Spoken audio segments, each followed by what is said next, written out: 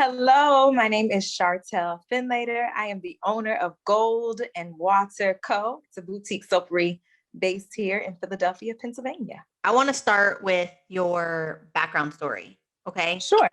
Where you're from, like what your family life was like. Just paint a picture for people who are listening. Absolutely. So I was born in Texas, raised in Maryland, and decided to go to Temple University in Philadelphia. So Philadelphia has been my home for a few years. I won't say how many years. I don't want to give away my age. Uh, but my immediate family lives in Maryland, and my extended family is in Philadelphia. And I've got a huge extended family. In my nuclear family, it's my mom, my dad, my sister, my brother.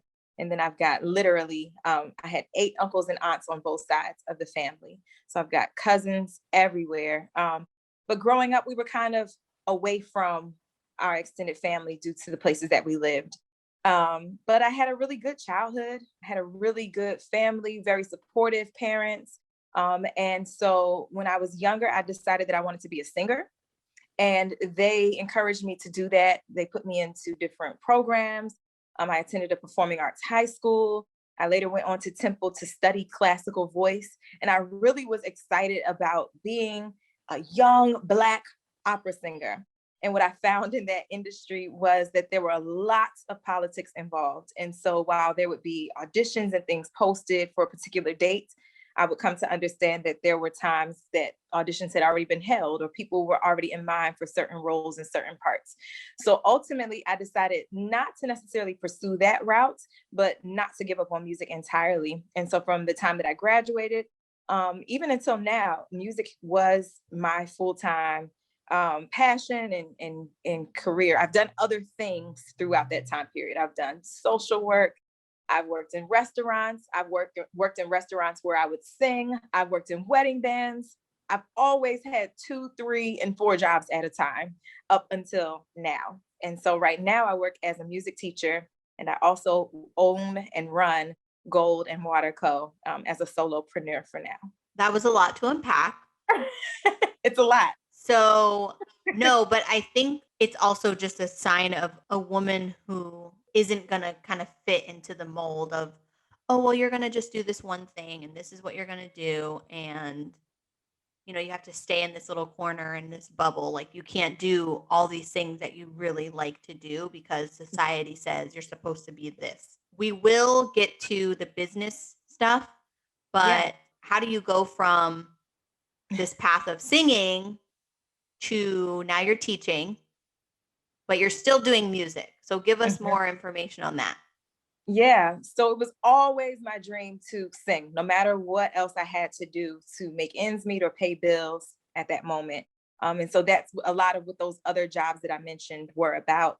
Although I did enjoy some of them, and I definitely learned a whole lot from them. So a friend on one of my gigs one night at a wedding, a good friend said, "You should come teach." And I was like, no, thank you. No, thank you. No, thank you. I'm just fine living my life, on a whim. And she insisted that I apply for this job. And so all of that to say, I ended up applying, ended up getting hired. Within 3 days' time, I had to leave the job that I was at and go on full-time teaching. And that was 6 school years ago. And I really am just tremendously grateful because I found a real passion. Well, I already was teaching and doing like private lessons and things like that, but I really do enjoy being in the classroom, and I enjoy sharing music with my students. I found that it's sort of paying homage to the people who poured into me along the way, my voice teachers and my mentors and things like that. Now, how did I end up getting into soaping? That is really something that I believe I could never have dreamed up for myself. And there's a little bit of a backstory to, how I actually started the business itself. But I really feel like I just am willing to do what I feel like God is calling me to do, and follow and stepping into the doors that God opens for me. I'm a person of faith, and that's really what I believe guides my life. So it's interesting that you say that too, because of the fact that I personally feel like I have strayed from God, kind of just along the way and lost a little bit of faith. And people who are listening, I recently had a baby. And she sent me this really kind email asking just how I was doing and wishing me well. And then I started looking into you more, right, to prepare for the interview. And I found why you named your company that. And I won't get emotional. I probably will because I just am. Um, but it was I'm crying. I'm crying, but I'm crying because I believe that it was God, just another reminder. I'm sorry. Okay. um, it was just another reminder. And when I read that a few days ago, I was like, okay, hold on a second. Is this like, am I being like tricked right now? But tell people. So I want people to know Yeah. why it's called that. So, I'm trying to just say it. So, a couple of years ago, I was in a relationship, and I don't even give really much credit to this relationship. It was a short period of time, and it was extremely abusive. Uh, it was bad. So where I found that I would go to hide within the house was my bathroom, and just cutting on the water so that I could pray and cry and figure out why were things going the way they were going. I absolutely did not understand. I did not understand. And I actually ended up like Googling what was happening to me, what was being said to me, what was being done to me, and realizing that I was in an abusive situation. I did not even realize it because I didn't realize that that kind of evil existed. As I was processing what was going on, I would listen to YouTube videos, and I would just leave them playing motivational speeches, sermons, just playing as I tried to figure out how to get out. But in the corner, I had this video on YouTube that was recommending, or a recommended video, and it was to watch soap making. And I was like, this has nothing to do with my life. Like, I am trying to get out of something here. I feel caught, trapped, tied down. But one day I just decided to watch it. And I just went down like a rabbit hole of watching these soap making videos. I was like, this is something I want to do. And I realized you're hiding in the bathroom anyway. Like, this is something that maybe someone else can ultimately benefit from. And it took me a couple months to make anything and to gather materials. I had this gift card. It was $100 to Bed Bath and Beyond. I had no real extra money. I had no really anything. But I took that $100 and bought like a blender and a couple items, and I just kept those things because I figured maybe someday I'll be able to do this. So the long and short is I started by calling the company Toasted and saying that every moment was a celebration. And I ended up having to change the name a year after that. But one night, as I was trying to figure out what the name was going to be, it just came to me, it has to be gold and water. Like, these are the two elements that just symbolize and represent what this company means. And I wish that I had thought of that before, like in the first place, because gold is representative of the passage in the Bible in 1 Peter 2, I believe it is, that talks about being refined by life's experiences and coming out more pure than gold. So it's not even that you come out like gold, you come out even better than gold. And then water just really represents for me cleansing and where I hid and where I found safety and respite. So yeah, that's the backstory of how I ended up with the soap business. Accidentally, but not really accidentally. Yeah, there's Right? no real accidents when you're willing to hear what God is saying.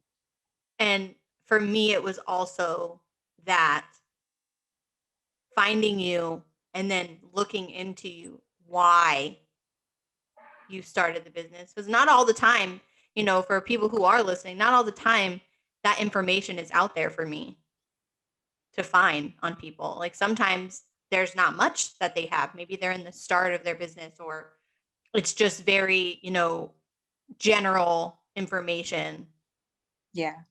for their company statement or whatever. And Yeah. I felt very compelled and thankful, because then what it made me do was go and look at the verse. And I was like, Oh my gosh. This is so great. And just thank you for even sharing that story because it's very personal, you know. Yeah. But I really I didn't share it for a long time. And like a lot of people around me who were even pretty close were like, what this is what was going on? And I'm like, yeah, this is what was going on. But and they're like, well, you didn't tell me. Who wants to be sharing something like this? But at the end of the day, Philadelphia Inquirer reached out to me to profile the business. And I briefly mentioned what had happened. And the reporter, thank God, like he ended up calling me back and being like, I really want to talk about the real reason that you started this, not just what you said, but like, let's get to the heart of this. Like, I feel like this could help people. Do you mind? And I was like, absolutely not. I need to be this vulnerable because maybe it'll help someone else to get through and survive. So I'm just grateful for the opportunity to share it, even though I don't enjoy discussing it.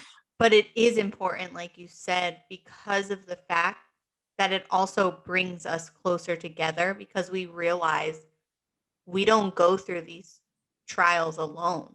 Right. Not just if you believe in God or you don't believe in God, but as women, as Black women, that we go through things that we feel like we have to keep to ourselves, like we're carrying this weight of the world. Yeah. And that we have to do it alone. Right. And we don't. We do not. We do not have to do it alone at all. So you start making soap. Mm-hmm. What was your first soap? You remember? It was raggedy. Yeah.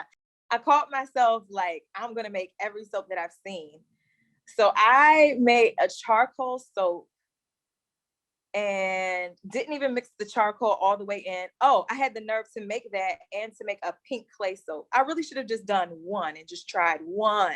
But I'm over here mixing things up, didn't even blend everything together. So it was a very chalky bar of soap that I ended up producing. And I remember showing my mother and she was like, now are these tombstones? Like what? What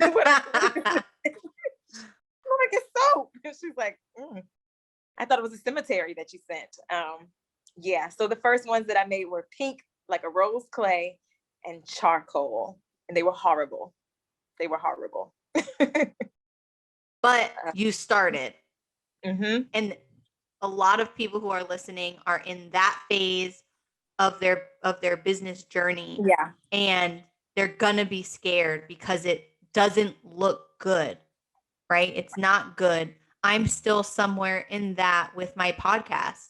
Okay. I've done audio, but now I'm starting video. I'm in my house for people who are listening, right? Yeah. It's fine because of COVID, but like it's not like I have some big studio set and it's wonderful and I'm sponsored and all these things, but you have to start. Because you can't get to that point that looks wonderful without the starting. Right. Yeah. So to speak to that, when I started, I was in the house and I was like, I can't really move anywhere. So I made the soap in the kitchen and I stored the boxes of whatever I could purchase in the living room. And I would like package in the living room, package on top of Tupperware. They're not Tupperware. What are those big storage containers with the like plastic lid? That's what I was packing stuff on and pouring beard bombs on. But it definitely is a matter of you just start wherever you are. And then you're looking forward to your next goal. Yeah, no, I'm not going to stay here forever. I'm going to do my best on this level. But I mean, I wish I could show you the horrible pictures that I was taking on my iPhone. Again, my soap looked like tombstones until I was able to afford to pay a photographer that I work with each month. But yeah, you just have to start. So when you first made your cemetery soaps, when you first made those, who'd you sell them to? I gave them away. So soap was not the first item that I started with because I only had the items to like make body butter and beard balm.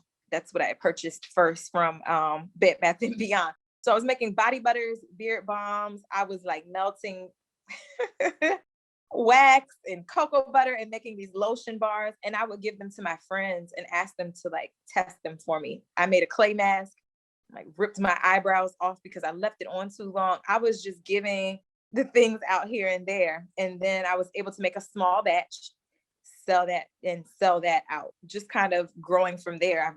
I've invested all of the money from any sale back into the business. I haven't taken a salary from this. How long ago was this starting point? It was the very end of February. So my launch was March 1st of 2019. And I did a soft launch with my friends. And they bought everything I had, thankfully. They're so sweet. Thankfully, they said that they liked everything. They use it, still use it. But they sold me out of my first batch of products, which allowed me to then do a launch on March 1st. It was just a couple $100, but that was what I needed to launch online. And I think my cousin was the first person to make a purchase. She's also in Florida. And then I would literally be walking around with these little Easter baskets. They're black, but little Easter-like baskets, selling soap at my job, at work, at church. It was almost like I had a little drug dealing situation going on, except I'm far too conspicuous for that. Drug dealing like, without the drugs. Right. I was dealing soap, not anything else. But I really would. I'd be pulling out, do you want to try my lotion bar? Do you want to try my body butter? I would have it in my pockets, my purse, anywhere. But if you don't believe in you, who else will believe in you? I mean, thankfully my friends did too, but but you know what I mean? You got to be your saleswoman. Yeah. You got to be willing to say, hey, take this. And then, it's great too that you would take feedback from the people you were close to. Like, hey, what do you think about this? Like, yeah. Did you have to change any of the ingredients in any of the products that you made? Yeah. And even just get rid of some of them. It's like, am I even really interested in doing this? No. It's like I had little lotion bars that I would give. They were solid lotion bars, and you'd have to rub it in your hands until it melted. Like not cocoa butter? It was made with cocoa. Mm-hmm. And it was like, that's good, but do I really want to continue making this product? Is this where my heart is at? Is this even something that I feel like is getting a good response? No. I'd be out at markets and they'd be melting in the sun. So it's like, you pivot based on the feedback that you get. And when did you start actually selling them? So you do the soft? Yeah, March. So I want to say it was February 22nd that my friends purchased all my items. This was March 1st of 2019 we're talking about. Mm-hmm. March 1st, I started selling online. And from there, if I had to sing at a show, I would also bring my product. If I was going to a show, maybe my friends were the artists, they would ask me, hey, do you want to come sell, your items? And that's really how I got started. I would look for events and I was selling it wherever I could. There are craft shows that I would go to, no flea markets, something about the name flea market. I'm not above anything, but I just wanted to try and find my customer. And I didn't want any bargain hunters. I wanted to be able to sell for the price that I wanted to sell.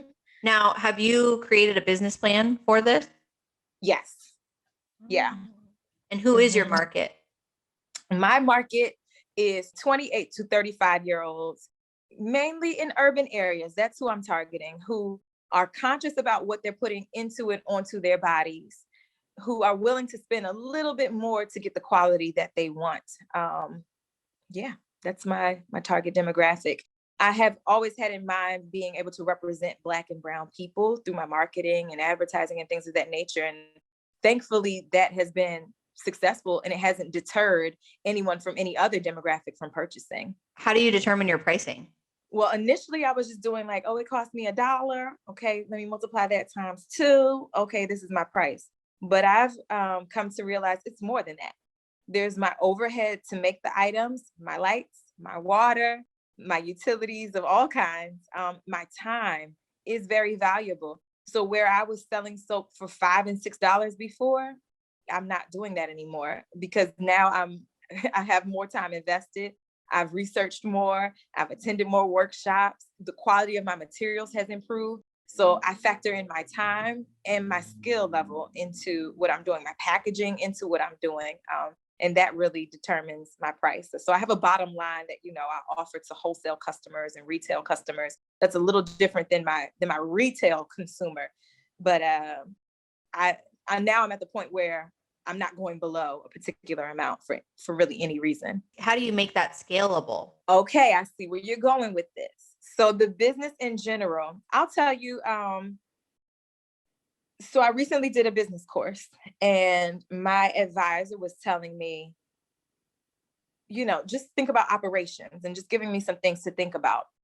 And I had shared that one of my goals was, I want to hire someone to help me out because clearly I need more help. But really, and I do need more help, but really my issue is operations, structuring when I produce and when I put products out and when I post things and when I send things off, and just having real foundational skills in place. That is what's going to allow me to scale. So to be honest, I do see hiring more people to have them come in and help me out. But I think that just creating a system for myself is what's going to allow the business to scale, because I can share my formulas and my recipes with someone and have them, carry this out. But I think that for me at this moment, scaling is me doing the work of laying a good foundation for anyone who comes in. Creating a system. Right? Like I always tell people or compare it to like McDonald's, right? Like when you get hired at McDonald's, nobody has to go in and figure out how to do the burgers or how to work at the cash register, right? I can just show you, hey, look, we're going to do step 1, 2, 3, 4, and 5. And then you're going to be able to do that. You can emulate that. And every single entrepreneur that I have spoken to on this podcast, any podcast I listen to that are about that, they talk about establishing a system and delegating in the beginning, and how they wish they would have done more of that from the beginning, because it would have helped them scale a lot faster. So my advisor has a saying that I want you to be working on your business more than in your business. And I think that as someone who didn't come from, my parents have done entrepreneurial things, but it was never necessarily what they hoped to do for the long haul, right? So I know about hustling, but I don't know how to run a business, or I didn't know how to run a business. And so when I was presented with that information, I'm like, well, who's going to run the business if I'm not working in it? But the truth is, we need to be thinking of our outs. We need to be thinking of our plan for vacation. We need to be thinking of our plan for if you sell the business, right? So now that I have that idea in mind, I'm like, okay, well, what do I do when I come in on a Monday? I turn the lights on, I do this, I do that. That way, if I'm not there on a Monday, the next person can come in and turn the lights on, pour the water, like just simple things that I think that we don't always account for, and we're not always prepared to do, because a lot of us are just, we want to hold the reins really tight. This is my business. No one can take it from me. You move with an open hand rather than trying to hold the reins and be in control of everything, then you might scale and grow a little faster. As far as you said, you have a business mentor. How did you find that business mentor? Actually, it was a result of the article that was written by Philadelphia Inquirer. The person reached out to me and connected me with some people that they knew. That's really great. It really was a huge blessing. As far as business goes, I ended up hearing on a podcast, the Small Business Association, right? There, for anyone who is listening, it is a free resource that we pay for with our taxes, but the same thing. I mean, they have people who help with just business plans. They have people who help with the, if you're looking for funding, any type of financial help. They of course do SBA backed loans, because you will need, at some point, you will need more capital to grow, right? Whether that means bringing on somebody else, or that means, you need more for product, or whatever it is, you're going to have to, at some point, invest more. You have this mentor. What do you think your mentor is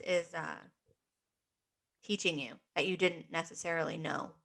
I'm sure there are a lot of things I'm learning. Nothing immediately comes to mind, like no particular topic comes to mind. But what I can say that I am appreciating about the experience is that when we talk, it's a guy, when we talk, he will expound upon my ideas. So if my idea is that I want to host a market in front of my house, he's like, great. Now, what can you do to draw customers? You know, how high should your tables be for this? He's always willing to just help me to dive and delve a little deeper into my ideas. So if for no other reason than being able to be connected with someone who has more experience, who can offer advice, like I feel like everyone should have a coach. I don't know if I was a huge believer in it before or if I just didn't know. I don't know where I was, but I'm very, very grateful to just have this person that I can bounce ideas off of, because he's not necessarily my teacher per se, but I am learning from him. Well, I think it also comes back to what we were talking about, that you have to hold on to everything, right? Yeah. It's like you're starting a business, it's your baby, it's your ideas, everything is me, me, me, me, me, me, me. Yeah. No one can do it like me. And it's like, look at the most successful businesses in the world. Like Jeff Bezos isn't over here trying to like package his packages. Hello. You know what I mean? Okay. And he's not over here trying to manage his social media account. But oftentimes, in my experience as well, it's like, okay, I have to bring somebody else on, which pretty much is probably going to mean more expenses going out, which is like, wait a minute, how do I justify? You know, even if there's moms listening, I feel like that's exactly kind of where we are now. I need a nanny. Realistically, just has to happen. All these damn kids. I got 4 of them. Like, it's time. But thinking of ways that it can work for you, ways that it can serve you. I know that it's sometimes, I think for me, it has felt daunting. Like, how am I going to bring on an accountant when I don't even take a salary? But maybe I'll find someone who works per diem, you know, or maybe I'll find this person or that person who's willing to just do things on a task-based basis. So it's not me, you know, holding on to this full expense and all of their, you know, insurance and their children's insurance. No, it's, hey, I'm organized enough that I can give you this data. I can give you this task, and then you can insert your expertise here and execute that task for me, because I can't do it, but I can set it up so that it serves me, if that makes sense. So maybe you don't have a live-in nanny, but maybe on Tuesdays and Thursdays when you record your podcast, you have that nanny for 4 hours and that works for you, you know, for an example. As business owners and people in general, we have to let go, because it's very egotistical too, I think, to think like, I can do everything. I can do it all. No one can do, because what you're saying essentially is, if I can't hire somebody, nobody can do it better than you, which is in fact the exact opposite of how we really need to.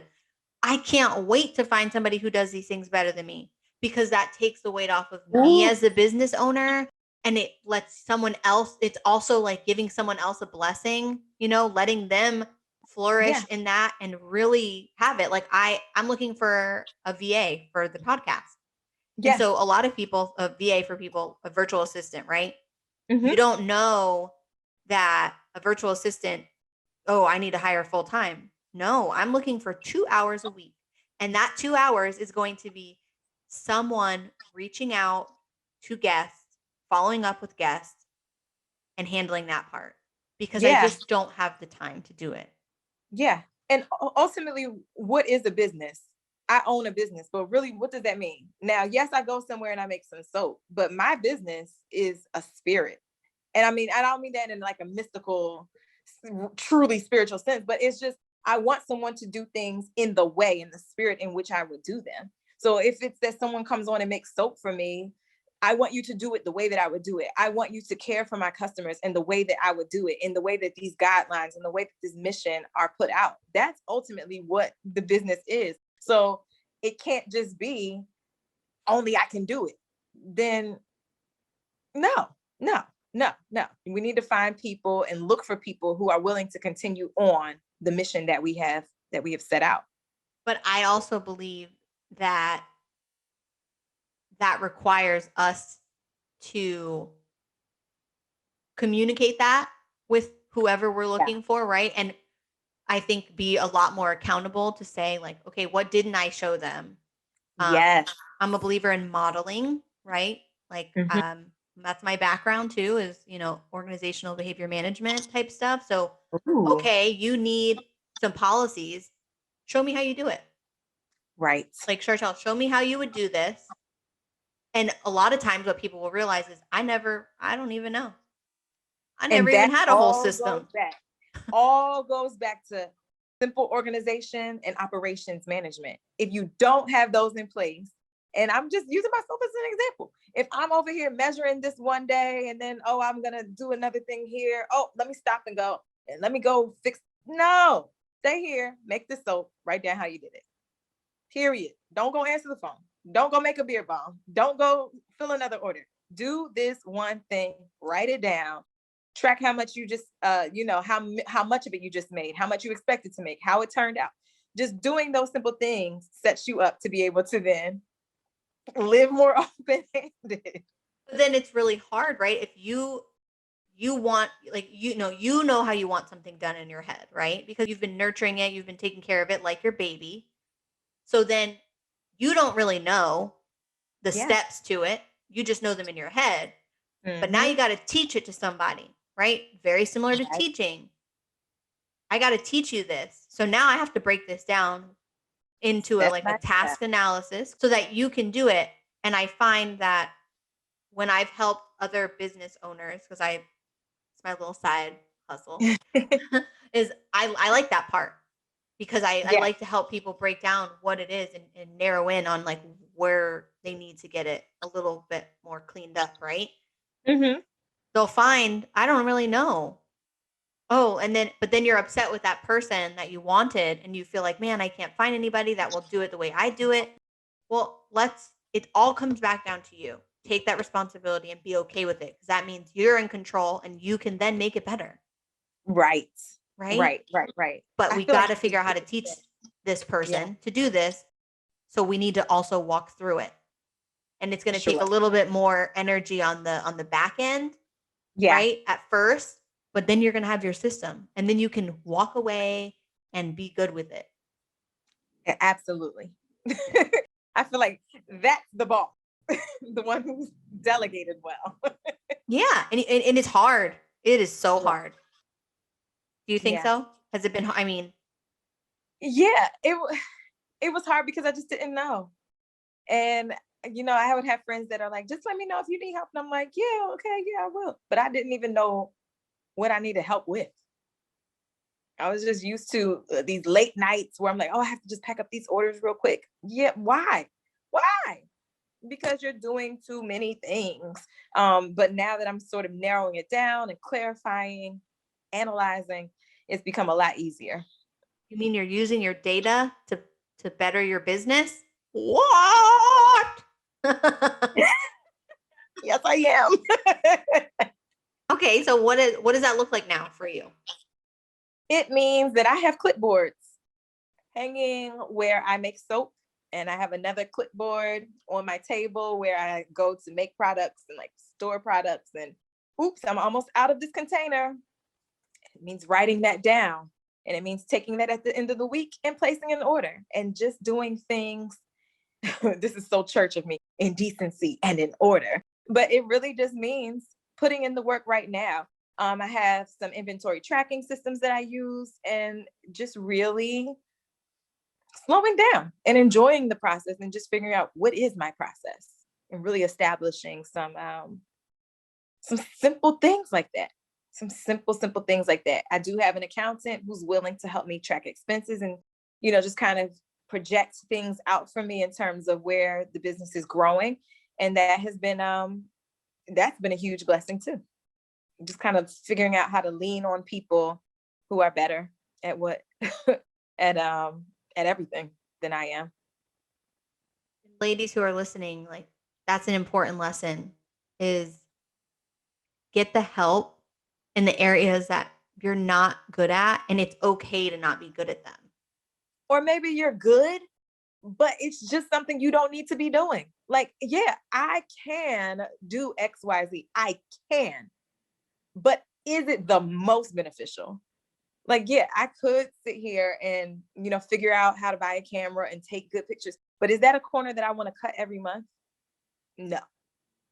Well, and then you got to look at it's not always about the financial part, because then there's the learning curve you would have to have, right? I got to figure in the research. I got to figure out what camera I need. Then I got to figure out what's the best type of soap photo shoot angles and, product launches. And now I got to do all this extra stuff. And it's taking away from you working on the business because you're working in a it. Website. Could I build a website? Now, this is just me using an example because I do maintain my website. But at the end of the day, if I wasn't already a little bit savvy at doing something like that, do I really want to learn how to build a website just to not spend this money? No, you don't. Yeah. I'm right there with you on it's so important because you're not alone in that. Yeah. There's so many other women business owners who have said these exact words to me. And I ultimately think it's because we are in a scarcity mindset. That's it. We're afraid if we spend a little more money, I'm losing, instead of the opposite, right? Yes. That I'm going to use this and it's now going to free up my time so that I can go and do more of what I either enjoy doing or what needs to be done, instead of like what's the difference between a small business and a large business? Well, the government defines that as no. There are those stipulations, but yeah.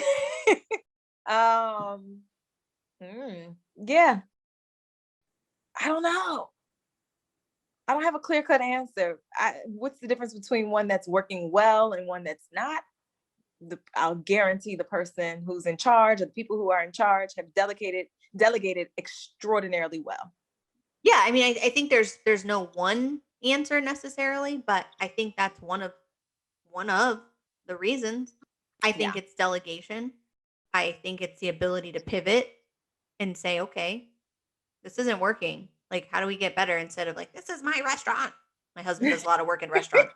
This is my restaurant. I've cooked like this and it's like, Karen, no one likes your chicken anymore. Right. Like we need to change it a little bit. Like, it's okay. Like that fear, right? You're living fearfully, so you hold on tighter, right? It's like, have you seen the video of the little girl, and she's in the water, and she can stand, but she's so afraid, and she's holding on, screaming for dear life.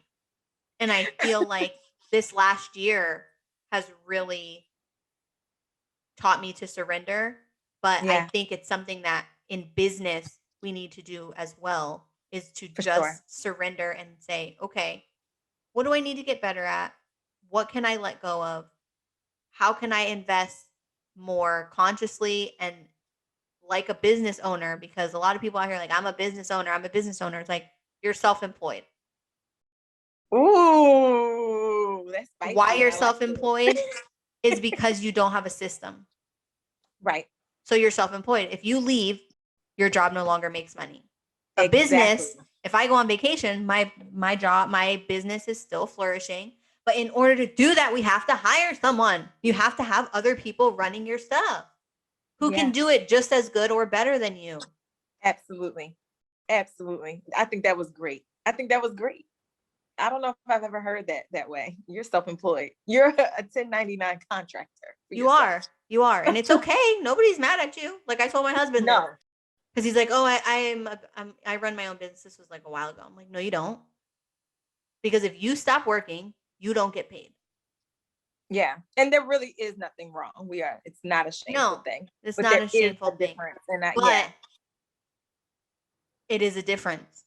Yeah. Steve Jobs isn't like, oh man, they called in today. Oprah's not like, oh man, my supervisor, she can't make it to work. I got to go in. Like, no. Right. We need to grow. And we need to, like, I feel so passionate about this too, as Black women. Like, we need to be able to say, here, I know somebody who can do this. You go over here and do that. Let's connect you to the right people, because we got good shit. We got good shit and we can help each other. There's enough for everyone to win. Oh, so speaking of that, I heard two good things. I don't follow everything that she does, but I came across a video by Super Scent in New Orleans. She owns the crayon case, I think is the name of her makeup line. And I believe her story is that like she started selling on Instagram and things of that nature. I could be wrong, but I know for sure like one day she sold $1 million worth of items in like a few minutes. And so that's how her sales and things go. She was saying, there's no such thing as an oversaturated market because someone is always going to want what you have to offer. If I can't get chicken from this place, I'm going to that place. If I can't get chicken from that place, I'm going to the other place, you know? So whatever it is, you do it your way and there will be people for you. And then the other thing that I heard was from Issa Rae, that networking is not vertical, it's horizontal. And so we really need to be looking at those people that we're walking with to be our resources and to be resources for them, because that's how you level up. Well, and because it's not always about money too. You know, it's not always that your company needs more funding for your products. It's that if you don't have a system in place and you get 1 million orders, what are you going to do? Exactly. It's the resource. It's, I can call you, you can call me. I know this person, but you know that person. So the 3 or 4 of us can do this together. Yeah. So it's not always a capital thing. Now, if someone wants to offer capital, we'll take it too. We will take the money. Yeah. But it's all those little things, you know, I think that's so powerful too. It takes all of those details. You got to know with the money how to manage it. I know that again, this kind of came from, we decided to open a gym. I do CrossFit. I love training, something I really love to do. We got an opportunity to open a gym and we were like, yeah, we could do it. Woo, it's awesome. It'll be great. We're going to open this gym with no fucking plan, no experience, no knowledge, no market research. No, just a bunch of no's. But it was the best $30,000 mistake I ever made. The best. Because I got punched in the mouth 50 million times a day with all the things I didn't know. I'm serious, you know, like I didn't know. And it made me realize that I definitely don't want to own a gym. My passion is in training, not in training people in that way. Like I just want to go to the gym and it's something I like to challenge myself physically, but I don't have any desire for that to hear be people your complain career. and be like, oh, this is what it, like none at all. Not at all. Not even a little bit. So when I decided I wanted to open up this early intervention center, you know, I was like, I'm never going to make the same mistake. I need to find a mentor. I need to find somebody who's going to be able to help me with the financial side, the market research, really hone in on who I'm trying to target. Cause I'm thinking, oh, it's just kids with autism, right? And she's like, no, where are you? Now that changes your numbers, right? So now you're honing in on who your actual market will be. It's probably going to be the parents you're targeting, right? It's not going to be the kids. They don't spend their own money. You know, and I was like, oh, okay, this all makes sense. Then doing the projections, figuring out expenses, figuring out just liability insurance and all these other things. And so that was so helpful. And again, the Small Business Association is a free resource for anyone who's listening in the US that it's included in our taxes. So you can go to them and they have other things. They can help you make business plans. They can help you with applying for funding, finding funding, Google like SEO help and website development. I mean, anything you could think of that's related to a business, they can help you with. And for sure. And not only the National Small Business Association, but there are typically local ones also. And I know people like to send you to the library for a lot of things, but it's just a good place. It's just a good resource. And often they'll have people that come in and speak and who will come in and take headshots for resumes. Like it's a good place, a good watering hole to be connected to. I think that business is something that I've been so passionate about. That's kind of how this came about. So I was like, you know, there's a lot of men talking about business. Shout out to Black Wealth Renaissance podcast and Earn Your Leisure podcast. They are phenomenal business podcast. If you have never heard them, Black men killing it. I was like, there's nothing in the space for women. And I really feel like our stories are important. So not just the business Yeah. part, but like who you are. Who are you? What was your journey like? Like where you come from? What would you tell yourself? I think that I will always lean on my faith. And I think that it would just be, you're not alone. And just to continue to trust God. Because I feel like even through, I would hope that, you know, I wouldn't choose to engage in some of the things that I engaged in, or to be in the relationship that I was in. I would really hope that I would never make that choice again. But that's where my mind was. That's what my experiences were, you know, and so I did things based off of that. But if I could tell myself something 5 years ago, it would just be, you're not alone, and continue to have faith and trust God. So where do you think you would be right now if you weren't doing what you're doing? I think that I would probably still be singing somewhere. I think I would probably still be engaged in music in some form, some fashion, whether that is teaching in the school setting like I am. I'd probably be coaching or somewhere, something along those lines. Maybe I'd just be doing something totally different. I love to cook. Maybe by now I would have like become a chef. Oh, what's your favorite thing to cook? What's not Are you okay? Are you sweet or salty? Savory, salty, Hot or cold? hot, Spicy or not spicy? not too spicy. Wow, you lost me. Only because I can't eat it. I can't eat the spicy things, but I think they're great. They have very complex flavors. I don't like any one thing.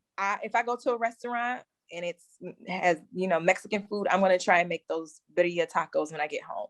If it's that I had sushi, I'm going to buy a kit on Amazon and like try and roll up they might not be cute, but sometimes I get it and sometimes cemetery I don't. sushi. It's all bumpy and lumpy. You're like, well, this is a sushi ball, not a sushi roll. But one of my favorite things to do is to like host brunch and have my friends come over. Now I really can cook, but I will try to make any and everything I can. So what do you think defines success as an entrepreneur? This is always such a loaded question. For me, success has been defined as being able to connect with people that I was never able to connect with, never would have crossed paths with. That's what it has meant for me. I would hope that I'm able to, you know, sustain my finances based on the business that I own. I would hope that that's something that's in the future, and I'm doing things to you know, further that goal. But that has been the thing that I'm most proud of, is connecting with people, even my parents and my siblings. I feel like there's been a different kind of connection based on this business, where it's like, oh, we can talk about this and we can talk about how the soap or the product made you feel, how it made you feel luxurious. That is success to me. And where can people find you? You can find me at GOLD+WATER CO.com or at GOLD+WATER CO_ on Instagram. And now you know what I'm going to ask for.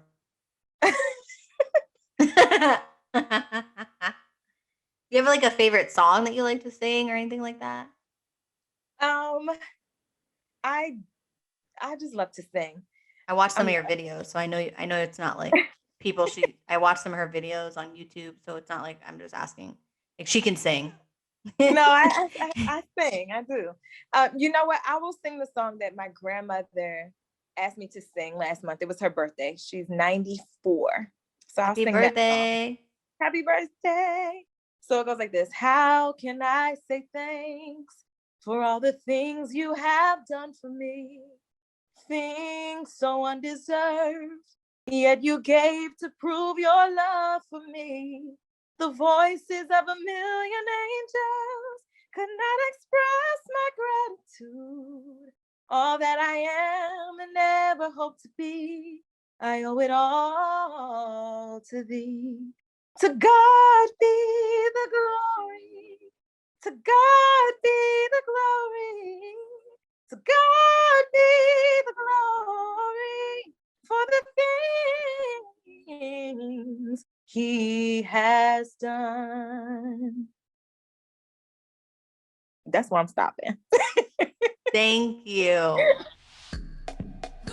Thanks for listening to the Warrior Her podcast. Don't forget to join us next week for another fun episode.